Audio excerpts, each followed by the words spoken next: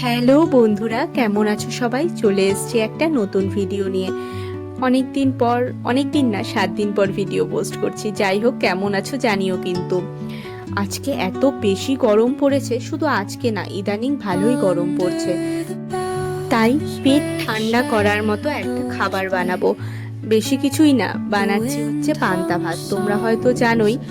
আর হ্যাঁ, আমার ভিডিও ভালো লাগলে প্লিজ লাইক করে আমার চ্যানেলকে সাবস্ক্রাইব করে দিও কিন্তু।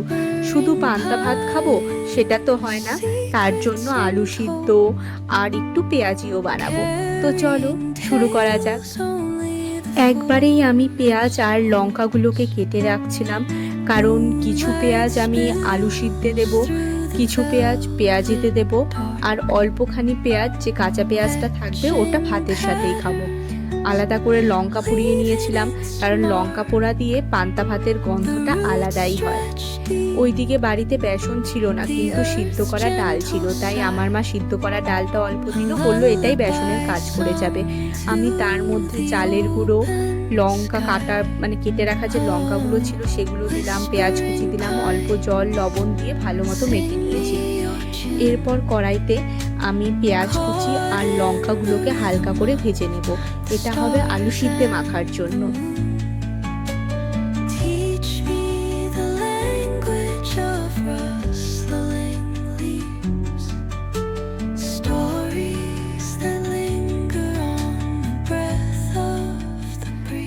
মাকে দুপুরবেলাতেই বলেছিলাম যে আলু সিদ্ধ করে রাখবে, কারণ রাত্রে কিন্তু আমি পান্তা ভাত খাবো।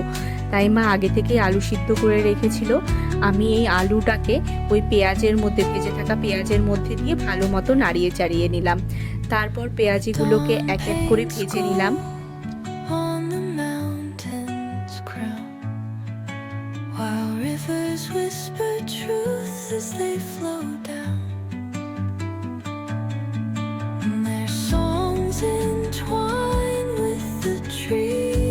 এরপর দুপুরের ঠান্ডা ভাতের মধ্যে ফ্রিজের ঠান্ডা জল দিয়ে পোড়া লঙ্কা, কাঁচা পেঁয়াজ দিয়ে হালকা করে লবণ দিয়ে মেখে নিলেই রেডি হয়ে গেল আমাদের পান্তা ভাত। এটা খেতে কিন্তু খুব বেশি ভালো হয়, পেটও ঠান্ডা থাকে। হ্যাঁ, এখন কেউ বলতে পারো পেঁয়াজি একটু বেশি ভাজা পোড়া হয়ে যায়, কিন্তু না, চলবে ওটাতে। আর এই পান্তা ভাত খাওয়ার পরে ঘুমটা কিন্তু একটু বেশিই ভালো হয়। যাই হোক, আজকের ভিডিও এতটুকুই। দেখা হবে তোমাদের সাথে অন্য কোনো ভিডিওতে। ভালো থেকো, টাটা।